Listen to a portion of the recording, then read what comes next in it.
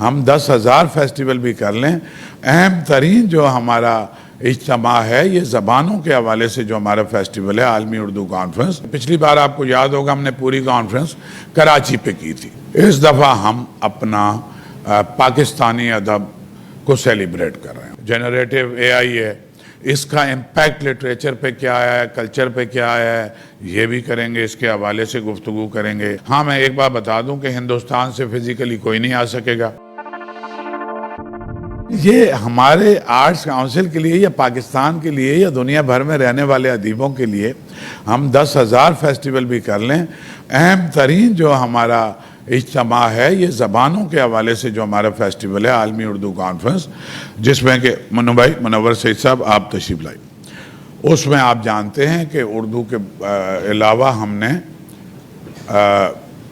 اس میں سندھی زبان، سرائکی، بلوچی، پشتو، پنجابی زبانیں بھی شامل کی، اور اسی طرح سے ہم فیڈریشن کو بھی مضبوط کرنا چاہتے تھے، اپنے کلچر کی پرائیڈ لیتے ہوئے، اپنی زبانوں کی پرائیڈ لیتے ہوئے، لیکن کہ ایک جگہ تو ایسی ہو کہ جہاں چاہے متضاد رائے ہو، ڈائیلاگ کے ذریعے اپنے اختلافات پہ بات کر سکیں، اپنے پوائنٹ آف۔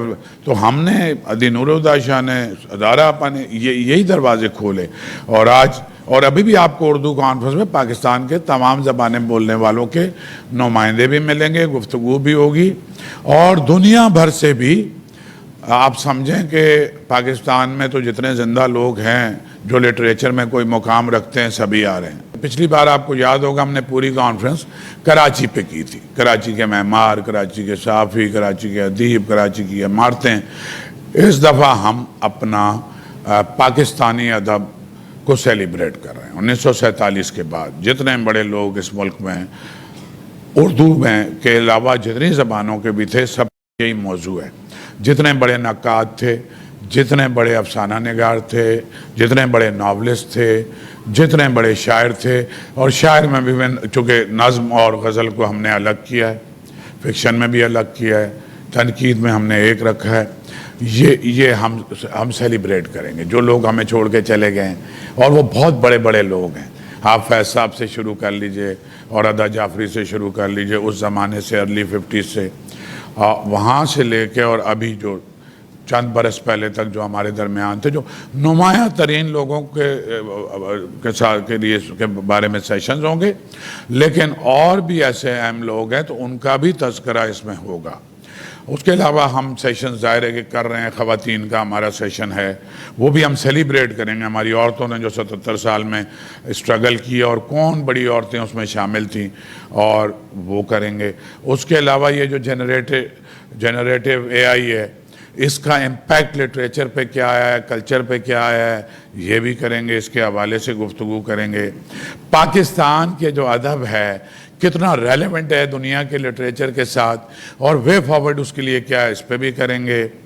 اور دنیا کی بدلتی ہوئی صورتحال میں جو پاکستان کا رول ہے یا جو بنتا ہے، اس پہ بھی گفتگو کریں گے۔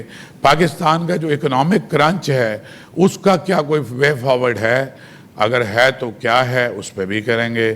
اور یہ جو ہمارے لیے جو بڑا خطرہ ایک ہے، جو موسمیاتی تغیر ہے، اس کے حوالے سے ہم اس کے وکٹم ہیں، ہم 1% بھی اس کے ذمہ دار نہیں ہیں۔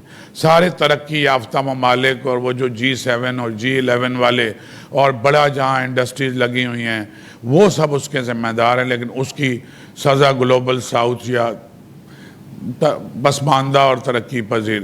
تو یہ کانفرنس میں یہ سارے موضوعات بھی ہیں، اور بھی بہت سارے موضوعات ہیں، ظاہر یاد رفتگاں بھی ہوگا، اور غزلیں بھی، ہم بڑے لوگوں کی غزلیں بھی گوائیں گے، اور قوالی بھی ہوگی، 2 عالمی مشاعرے ہوں گے۔